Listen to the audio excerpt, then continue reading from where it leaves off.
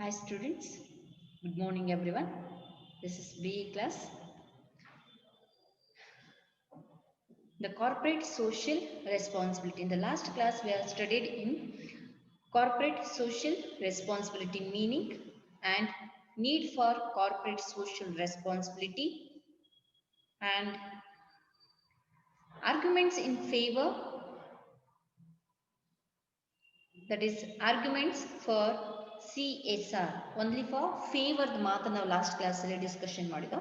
The first one is the business is unavoidably involved in social issues. The second one is CSR, the programs create a favorable image. Third one, the society expect the business to be socially sensitive and responsive. The fourth one, business have the resources. Fifth one, avoidance of excessive government regulation and interference. Now, the arguments against CSR. ಇಷ್ಟೊತ್ತು ನಾವು ಕೇಳಿದ್ದು arguments favor in the last class ಅಲ್ಲಿ discussion ಮಾಡಿದ್ದು. But in this class, the arguments against CSR.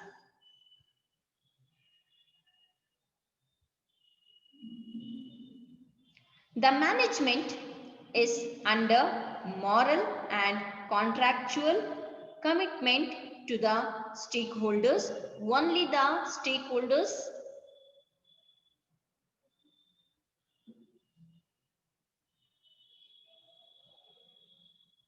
only to the stakeholders.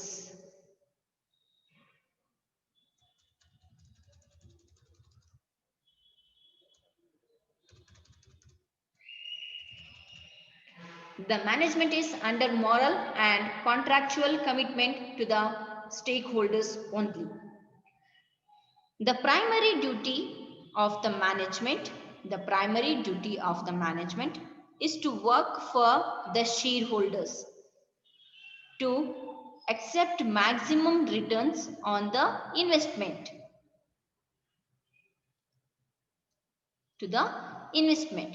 The primary duty of the management is to work for the shareholders to expect maximum returns on their investment.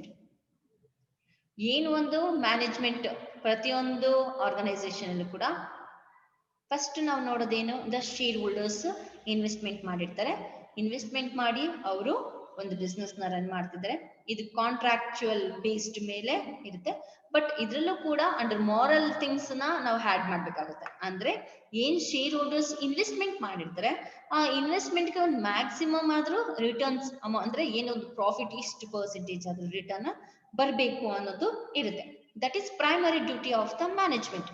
ಅಂದ್ರೆ ಯಾವ ರೀತಿಯಲ್ಲಿ work ನಡೀತಾ ಇದೆ, ಹೇಗೆ work ನಡೀತಾ ಇದೆ, ಎಷ್ಟು returns ಬರ್ತಾ ಇದೆ ಅನ್ನೋದನ್ನ ಇಲ್ಲಿ ಅವರು ನೋಡ್ಕೊಳ್ಬೇಕಾಗುತ್ತೆ.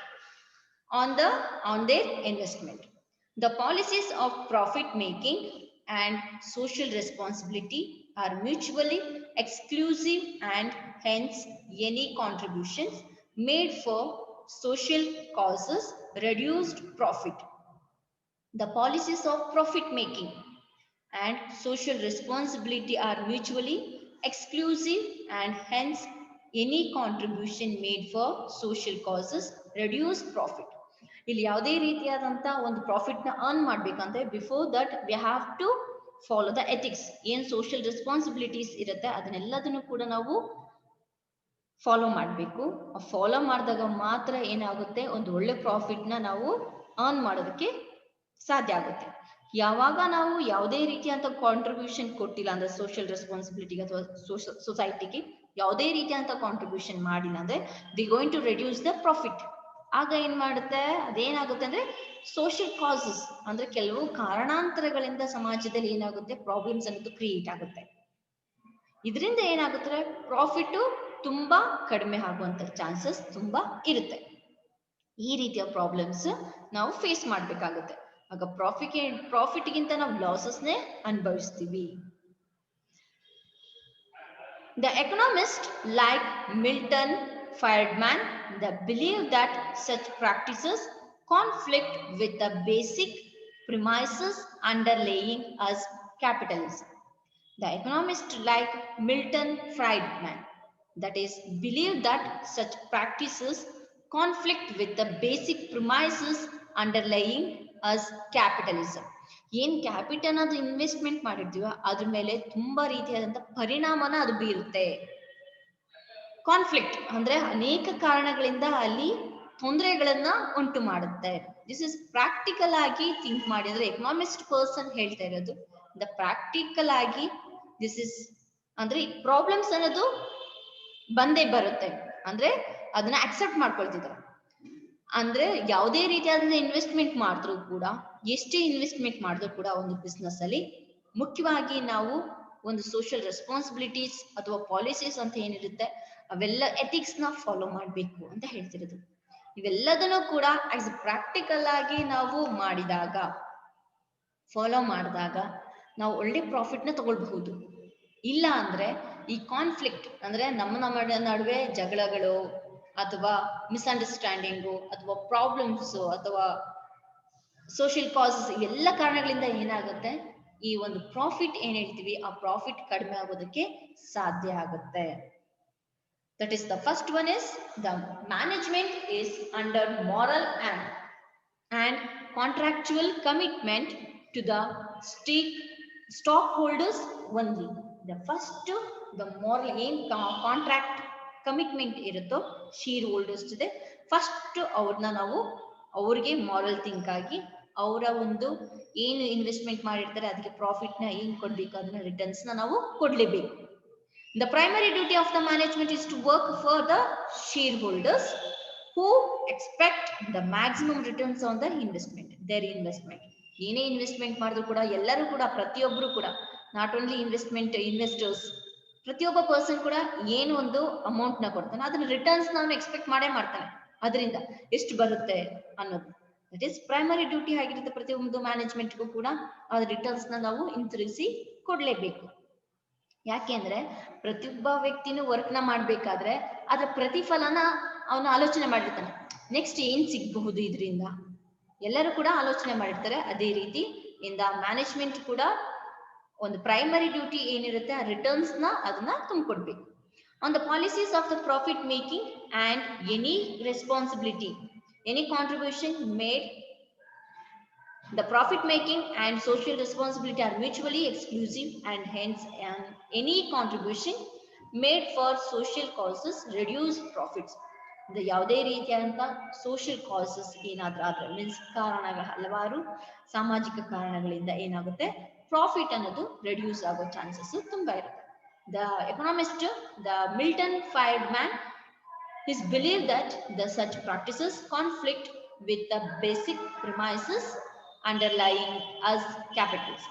ಕ್ಯಾಪಿಟಲಿಸಮ್ ಏನ್ ಕ್ಯಾಪಿಟಲ್ ನ ಇನ್ವೆಸ್ಟ್ ಮಾಡಿರ್ತೀವಿ ಇದ್ರ ಮೇಲೆ ಹಲವಾರು ರೀತಿಯಾದಂತ ಪ್ರಾಬ್ಲಮ್ಸ್ ಅನ್ನೋದು ಕ್ರಿಯೇಟ್ ಆಗೋ ಚಾನ್ಸಸ್ ತುಂಬಾ ಇರುತ್ತೆ. ಆದ್ರಿಂದ ನಾವು ಏನು ಒಂದು ಪ್ರಾಕ್ಟಿಕಲ್ ಆಗಿ ನಾವು ಥಿಂಕ್ ನ ಮಾಡ್ಬೇಕಾಗುತ್ತೆ, ಅದನ್ನ ನಾವು ಒಪ್ಕೊಳ್ಬೇಕಾಗುತ್ತೆ. ಅಂದ್ರೆ ನಾವ್ ಎಷ್ಟು ಇನ್ವೆಸ್ಟ್ ಮಾಡಿರ್ತೀವಿ ಅದ್ರ ಮೇಲೆ ಒಂದು ಎಥಿಕ್ಸ್ ನ ಫಾಲೋ ಮಾಡುವಂಥದ್ದು ಅಥವಾ ಸೋಷಿಯಲ್ ರೆಸ್ಪಾನ್ಸಿಬಿಲಿಟೀಸ್ ನ ಬೆಳೆಸ್ಕೊಂಡು ಹೋದಾಗ ಮಾತ್ರ ನಾವು ಒಳ್ಳೆ ರೀತಿಯಾದಂತ ಪ್ರಾಫಿಟ್ ನ ನೋಡೋದಕ್ಕೆ ಸಾಧ್ಯ ಆಗುತ್ತೆ.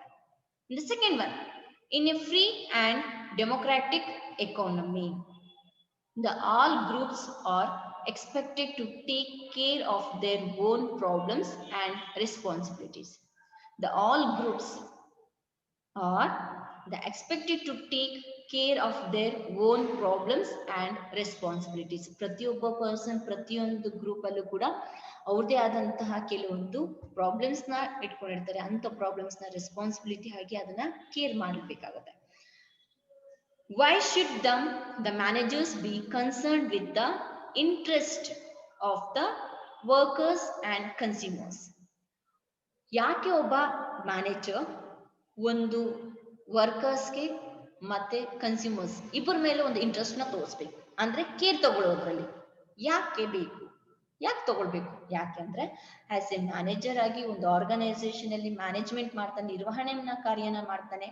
ಇಲ್ಲಿ ಎಂಪ್ಲಾಯೀಸ್ ಇಲ್ಲದೆ ಒಂದು ಆರ್ಗನೈಸೇಷನ್ ಲೀಡ್ ಅಂದ್ರೆ ಮುಂದುವರಿಸೋದಕ್ಕೆ ಆಗೋದಿಲ್ಲ. ಯಾಕಂದ್ರೆ ವರ್ಕರ್ಸ್ ಅಲ್ಲಿ ತುಂಬಾ ಇಂಪಾರ್ಟೆಂಟ್ ಆಗ್ತಾರೆ. ಅವ್ರು ವರ್ಕ್ ಮಾಡಿದ್ರೆ ಮಾತ್ರ ಒಂದು ಸರಕುಗಳು ಅನ್ನೋದು ಉತ್ಪಾದನೆ ಆಗುತ್ತೆ, ಇದರಿಂದ ಒಳ್ಳೆ ಪ್ರಾಫಿಟ್ ನ ತಗೊಳಕ್ಕೆ ಸಾಧ್ಯ ಆಗುತ್ತೆ. ಈವನ್ ಕನ್ಸ್ಯೂಮರ್ಸ್ ಏನು ಉತ್ಪಾದನೆ ವರ್ಕರ್ಸ್ ಕಷ್ಟಪಟ್ಟು ವರ್ಕ್ ನ ಮಾಡ್ತಾರೆ, ಅದರಿಂದ ಹೊರಗಡೆ ಬರುವಂತ ಸರಕುಗಳನ್ನ ನಾವು ಸಾಗಣೆ ಮಾಡಿ ಅದರಿಂದ ಏನ್ ಮಾಡ್ತಾರೆ, ಅದನ್ನ ತಗೊಳ್ಳೋರು ಯಾರು, ಕಸ್ಟಮರ್ಸ್ ಆಗಿರ್ತಾರೆ, ಕನ್ಸ್ಯೂಮ್ ಮಾಡ್ತಾರೆ. ಇಲ್ಲಿ ಕಸ್ಟಮರ್ಸ್ ಇಲ್ಲಾಂದ್ರೂ ಕಷ್ಟ ಆಗುತ್ತೆ, ವರ್ಕರ್ಸ್ ಇಲ್ಲಾಂದ್ರೂ ವರ್ಕರ್ಸ್ ಇಲ್ಲ ಅಂದ್ರೆ ಕೆಲಸ ಆಗಲ್ಲ, ಕಸ್ಟಮರ್ಸ್ ಇಲ್ಲ ಅಂದ್ರೆ ಪ್ರಾಫಿಟ್ ಬರೋದಿಲ್ಲ. ಇವೆರಡೂ ಕೂಡ ತುಂಬಾ ಇಂಪಾರ್ಟೆಂಟ್ ಆಗುತ್ತೆ. ಅಂದ್ರೆ ತುಂಬಾ ಇಂಟ್ರೆಸ್ಟ್ ನ ತೋರಿಸ್ಬೇಕಾಗುತ್ತೆ, ಕೇರ್ ನ ತಗೊಳ್ಬೇಕಾಗುತ್ತೆ. The prices should be fixed by the economic, the forces of supply and demand, and not by the capabilities of the consumer to pay. The prices should be fixed by the economic force, the economic force of supply and demand, and not by the capabilities of the consumer to pay. ಏನು ಕೆಲವೊಂದು ವಸ್ತುಗಳನ್ನ ನಾವು ಏನು manufacture ಮಾಡ್ತೀವಿ, ಇದಕ್ಕೆ ನಾವೆಲ್ಲ fix ಮಾಡ್ಬಿಡ್ತೀವಿ, price ನ fix ಮಾಡ್ತೀವಿ. ಇದರಿಂದ ಏನಾಗುತ್ತೆ, ಸಪ್ಲೈ ಅಂಡ್ ಡಿಮ್ಯಾಂಡ್ ಇಲ್ಲಿ ಎರಡೂ ಕೂಡ ನಡಿಬೇಕಾದ್ರೆ ಕನ್ಸ್ಯೂಮರ್ಸ್ಗೆ ಅದನ್ನ ತಗೊಳ್ಬೇಕು ಅಂದ್ರೆ ಮೀನ್ಸ್ ಅಷ್ಟು ಅಮೌಂಟ್ ನ ಪೇ ಮಾಡಿ ಅದನ್ನ ತಗೊಳ್ಳುವಂತ ಕೆಪಾಸಿಟಿ ಅವ್ರಿಗೆ ಇರೋದಿಲ್ಲ. ದ ಕನ್ಸ್ಯೂಮರ್ಸ್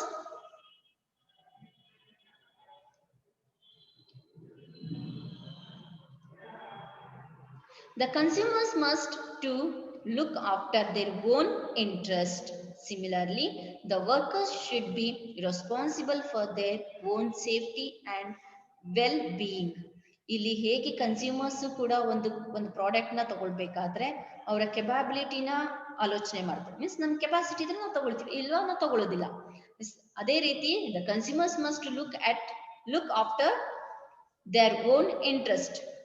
ಬಟ್ ಅದೇ ರೀತಿ similarly, the workers should be responsible for their own safety. In the work ಮಾಡುವಂತ ಎನ್ವಿರಾನ್ಮೆಂಟ್ ಅಲ್ಲಿ, in the work place ಅಲ್ಲಿ ಅವರ ಒಂದು ಸೇಫ್ಟಿನ ಕೂಡ ಅವ್ರು ನೋಡ್ಕೊಳ್ಬೇಕಾಗುತ್ತೆ ವರ್ಕರ್ಸ್. ಇಲ್ಲ ಅಂದ್ರೆ ಅಲ್ಲಿ ಲೈಫ್ ಲೀಡ್ ಮಾಡೋದಕ್ಕೆ ತುಂಬಾ ಕಷ್ಟ ಆಗುತ್ತೆ.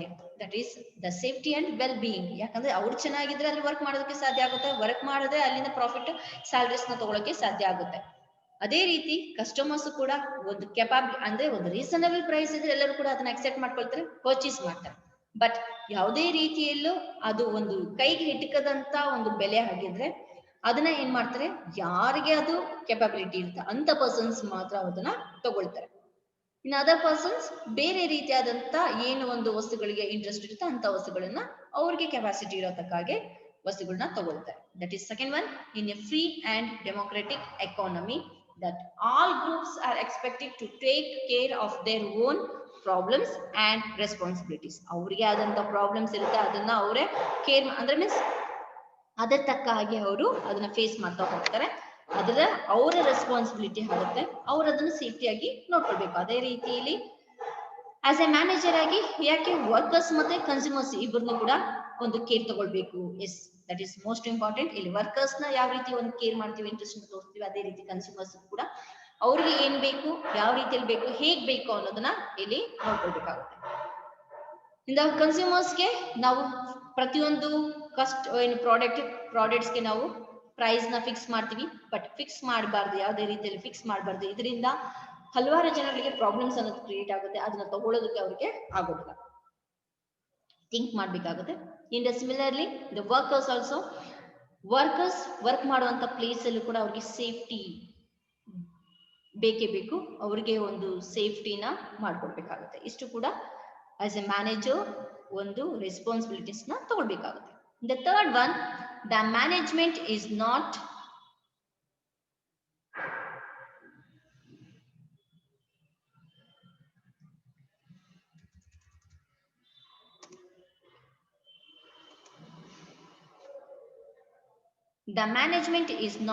properly equipped to take care of their own problems and responsibility. That is own problems and responsibilities.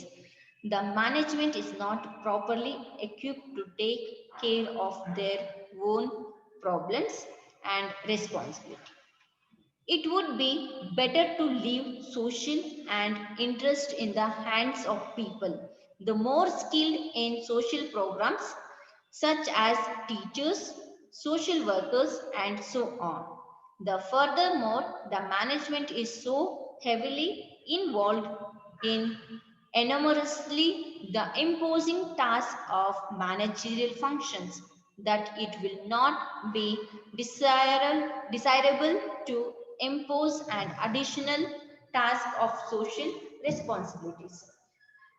The management is not properly equipped to take care of their own problems and responsibility.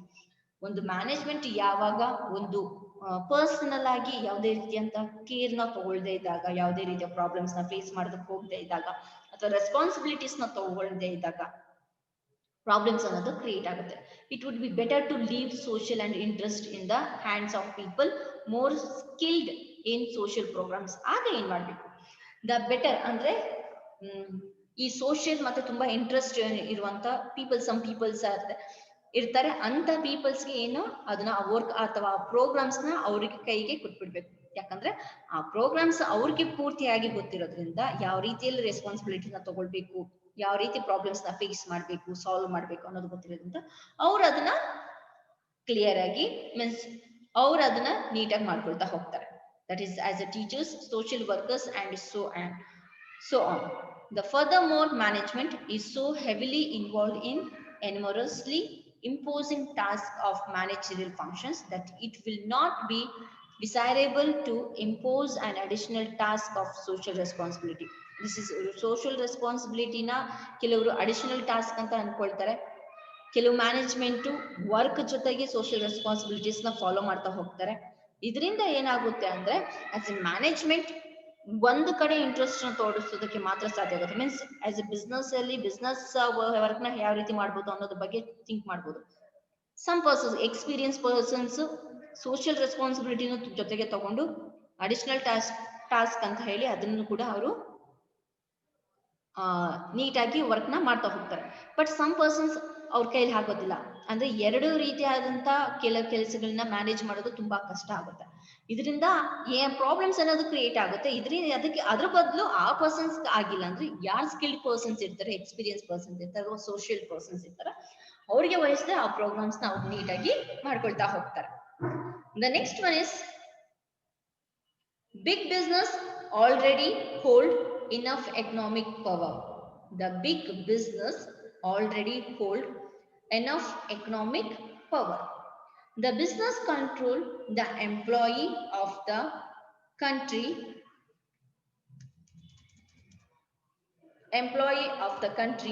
giving them the social power as well could be determined to the general and optimal welfare of the society.